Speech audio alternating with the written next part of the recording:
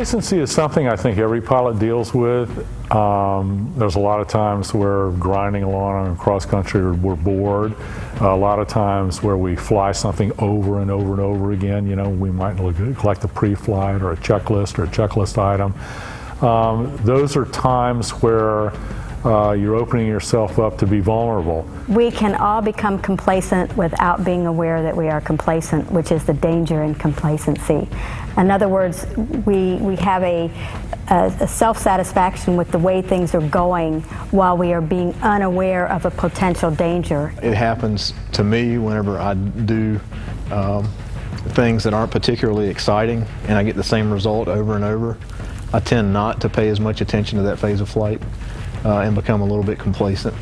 Whenever you start doing that, that's when you open yourself up for an accident. Complacency is definitely something that can happen to anyone, even experienced pilots. Pilots that have been flying a particular aircraft for X amount of years, and it creeps up on you. But what really bothered me is I've been getting complacent using the traffic information system and not looking out the window anymore for the guys that don't have any transponders or don't have them on, or, you know, I just have relied on that automation and have kind of fallen in the trap that I'm trying to teach my students not to do, and then I find myself in that same trap, and I have to, you know, kick myself and say, okay, now pay attention. And that's my mantra is pay attention for this whole positive flight attitude. Anyway, I try to pass that story along to some of my students and to myself when I'm sitting there, and if I think about what I'm thinking about, and if I'm thinking about what I need to get at the grocery store on the way home, I'm not thinking about the right thing. So I go back to thinking about what's going on out there. Yeah, that's interesting that you say that, because, you know, I tend to be more one of being aware all the time, and I don't take advantage of, because a lot of the airplanes I fly, you know, don't have the radios. I'm not talking to Center or ATC or something, you know, so I tend to not use all the tools as well that are available. So good point. Yep.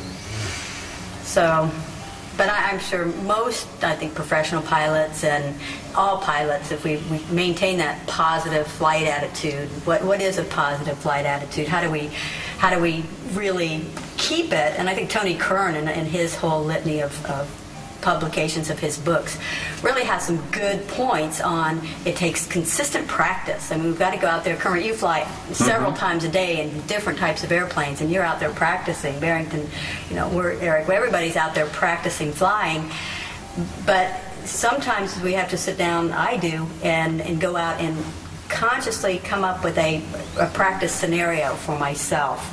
Go, what do I want to practice today? Oh, power off 180s, because when that engine quits, I want to be able to make the field. And I think Tony Kern just comes up with a really good outline of how to increase our proficiency and maintain our airmanship and try to fight complacency in that respect. Yeah, well, it's interesting. You know, we're kind of talking about positive flight attitude. Yeah, there's two ways of looking at that. One of them is mentally, you know, keeping a positive flight attitude, but also keeping a positive flight attitude relative to, you know, your wing attitude. Because obviously, there's been a lot of times in my past I've had a positive flight attitude when I was inverted. You know, so it's all perspective, but. You know, complacency is something that, you know, we just started talking about, and basically, you know, you've heard that story where, you know, flight is hours and hours of boredom, you know, mixed with moments of sheer terror, and in a lot of ways, you know, especially on cross countries and stuff, you know, I think that's true. So there's different ways we can get into a complacent attitude, and I think, you know, one of them is, you know, the boredom of just flying along, grinding. But what other ways do you guys think that we can get complacent while we're flying? I know for me, definitely on the checklist. Going through the checklist. After I flew around the world, you know, and sitting down in an airplane for 10 to 12 hours at a time, you know, I basically memorized the entire checklist. And there was, you know, for about a month or so, after flying around the world, I just went by memory. The checklist was right there in the cockpit, but I went by memory. And it wasn't until I was reading through one of the aviation magazines of an accident, and this gentleman basically was doing the same practice. And I said, you know what, I was really getting complacent with my skills and my proficiency. Although I knew the plane like the back of my hand, it still didn't deter from following the checklist and making sure, okay, fine, you might think you have it memorized, but even to go back and check, all right, did I do this? Did I do that properly? And there was one time where it caught me from the standpoint of taxiing down, doing engine run up, and I hear the carbon monoxide horn go off, and I'm like, well, what's going on? I forgot to take the plug out of the side cowling. And so it happens to all of us, especially the more and more proficient we get, and the more things we accomplish. But at the same time, to be rigid on the checklist, I definitely learned this major one. I totally agree, Barrington. I think that the more comfortable we become with our airplanes, the more exposed we are to suffering from this complacency thing. And complacency really ties directly into risk management as well. Some people don't know how to manage risk in the appropriate way. Risk management, believe it or not, starts before you even sit in that aircraft. Risk management also would include pilot skill, knowing your limitations, knowing what you have experience to do and what you can feel confident and can do safely, and where you should not push your boundaries. I think risk management is the formal application of common sense. It's knowing what can hurt you and putting in place a plan to keep that from happening. Risk management is being able to identify the threats or the problems that can occur in a flight beforehand and mitigate those threats as best we can prior to taking off. Just knowing what your risk areas are, you can eliminate a ton of risk if you're just aware of them. If you're just aware of the pitfalls that we can come into from complacency.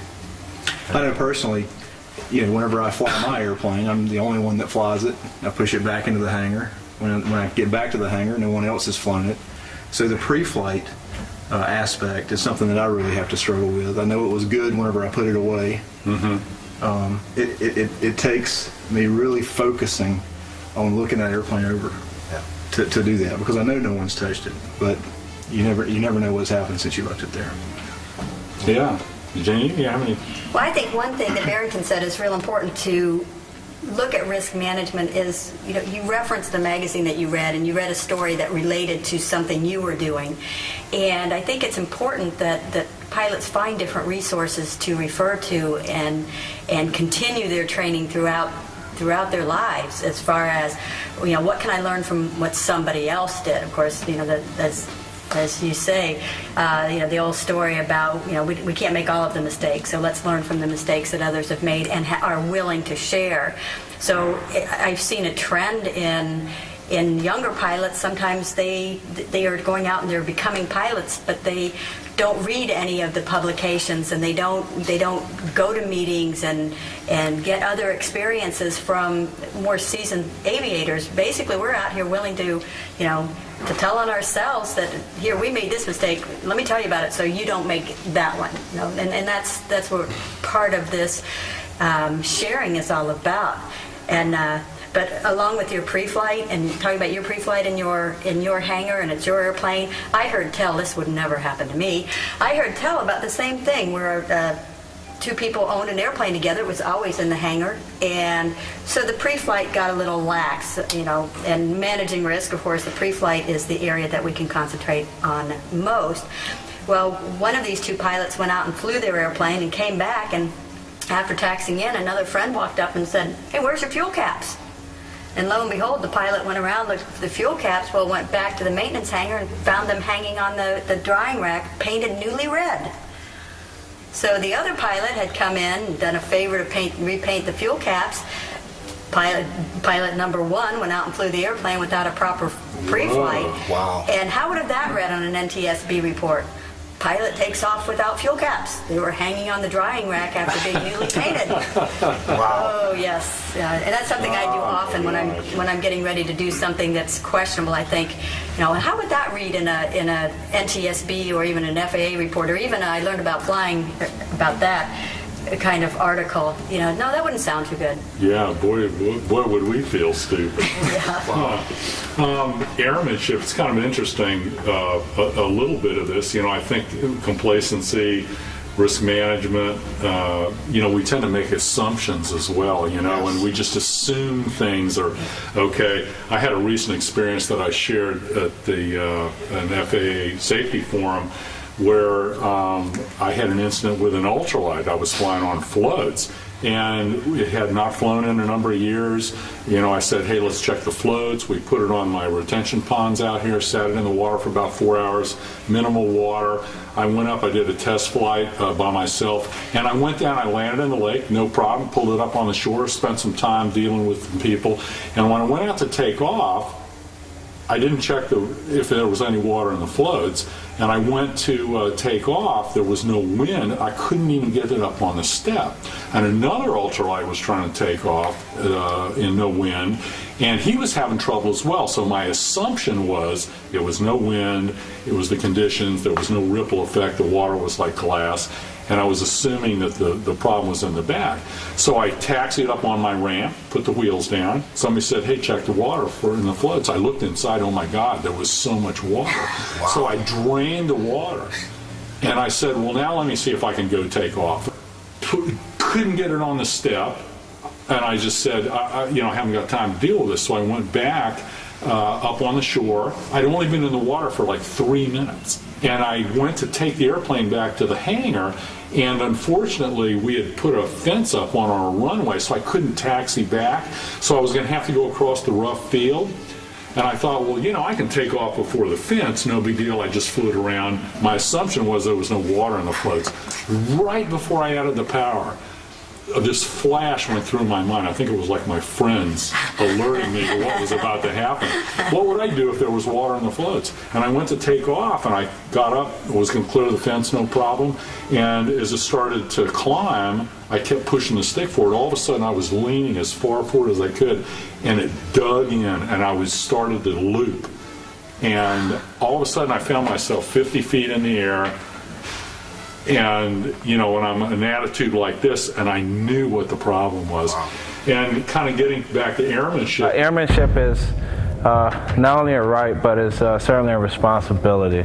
We're not only responsible to ourselves, but to fellow pilots and, of course, everyone on the ground. A lot of it is comes from practice, better airmanship.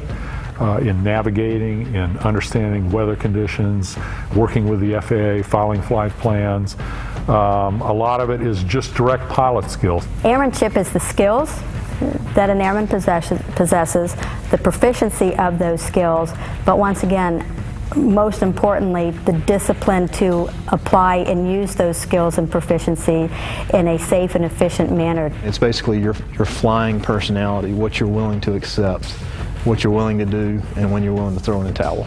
A lot of this, if we not only practice, like you were saying, but we put ourselves in situations where we either practice emergency things or take aerobatic lessons, so we feel comfortable in a spin instead of the first time it's in a cloud, right. and we don't know what to do.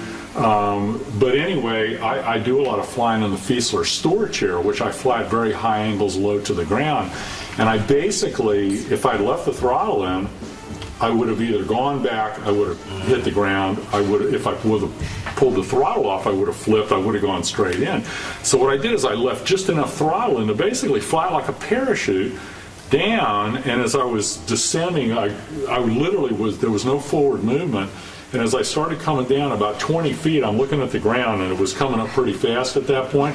So I added the power to break my fall, and it crunched the float, broke the floats, broke the spar, and it was like just basically a chair collapsing underneath me. I got him, walked away, it was no problem. So I was complacent, my wrist. Now I got to rebuild my ultralight, got to buy a new set of floats.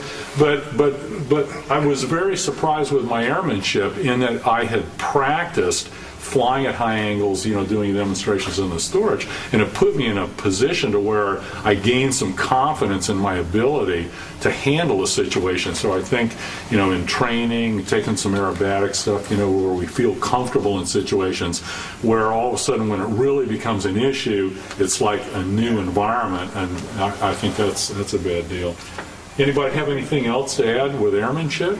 Situations where maybe Yeah, I had a moment. I was actually in Japan, and in northern Japan, I had to ship extra fuel, and This is on the round the world. on the round the world trip. And you know, in order to get fuel to a certain part of northern Japan, to have it driven to me through the mountains, and but initially I wanted to carry it in the airplane. Now, my aircraft was already on the edge of the envelope, but within limits, but I was on the edge of the envelope. And I'll never forget this. I got in the airplane, felt very sluggish. I mean, to just taxi, I was probably doing about 1,700 RPM. And I should be doing about 1,000 RPM. And next thing you know, here I am, cleared to take off. And there are all these photographers taking pictures. And I said, man, the plane feels too heavy. There's no way I'm going to be able to, you know, I'm either going to stall and fall out the sky or just flip on over on takeoff. And split second, I made the decision to take the extra gallons of fuel out, have it driven to me for 7 hours. I figured out a way to get it done for 7 hours of the trip. But if I would have decided, you know, to take off in that kind of condition, you know, I honestly would have killed myself. And it boils back to airmanship and you know, being responsible and not only looking out for yourself, but looking out for others in the process. And you know, it's, you know, I see many students and they just jump into the airplane because they just want to fly.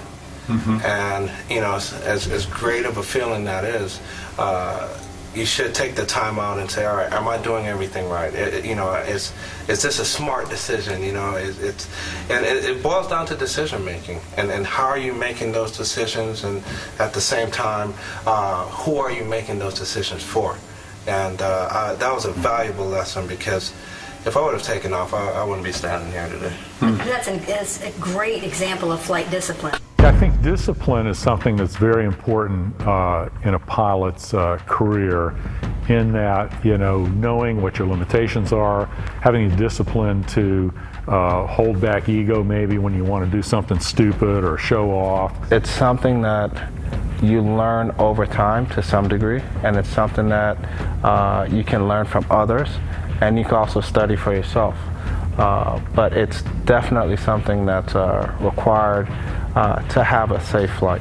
If we take the words apart and we're looking at flight, the discipline part is to have the ego strength to be able to say no-go, even under massive amounts of peer pressure or self-pressure, to attempt or begin a flight, even though our intuition tells us it's not a good idea. So Flight discipline, that's being able to resist the urge to do things that you know you shouldn't. You not only had the information, the cues available, but even in the face of photographers and everybody else's expectations that you were going to take off, you had the willingness to say, this isn't right, I'm not going to do this. And I think as far as flight discipline is concerned, it's that two-part. Not only knowing what to do, but having the willingness and the ego strength, if you will, to be able to just say no. And that's a great example of that. I mean, the media and everybody, you know, but you were, you know, you kept your focus on the safety of the flight, and I think that's why you had a good outcome, and we can all learn a lesson from that. Absolutely. Yeah, and I think that's a great example of flight discipline here, where you made a decision, you know, not to allow ego to, you know, because a lot of times, you know, I remember a couple of times flying aerobatic contests where I thought, wow, this is pretty cool, you know, the babes are watching, I'm out there, or whatever, you know, and I went, it was my first contest actually, and I didn't realize that people actually had their sequence up on the dash, and I had memorized it, so it was not a big deal, kind of like we were talking about checklists and things earlier. And I went out and I did my first maneuver, I did my second maneuver, and I came out of it, and I had no idea what I was supposed to do. You know, it'd be like, you know, maybe trying to memorize an approach plate or something, and all of a sudden you go, oh my God, what do I do? And anyway, so I had to land, because I didn't know what, I ended up in last place. It was my first contest. So, I mean, there was plenty of altitude and safety things, but that taught me something, you know, that, you know, having this thing would be effectively like having a checklist. So. Well, it's a great lesson to learn. And if I look back to all the different accidents that I've investigated over the years, and you talk with the airmen, it's remarkable how everyone gets 20/20 clarity in what went wrong before you really even start asking the questions. And both of you guys just described situations where you made decisions that kept you from getting in deeper trouble. The only difference between you guys and the ones that have had those accidents is that you made the call to cut it off, or you had some training that allowed you to abate a certain risk. Yeah. And that's a pretty neat thing to think about, is having that discipline to say, okay, my decisions are fewer and fewer. At what point do I not go? I think we've all probably pushed the weather a little bit. Yep. I know an around the world flight, was it perfect every day? Oh, I wish it was. Yeah. Same here. And, the type of airplanes that I fly are probably a lot like what Kermit flies. Yeah. I don't have a radio or a transponder. I don't have an electrical system in my airplane.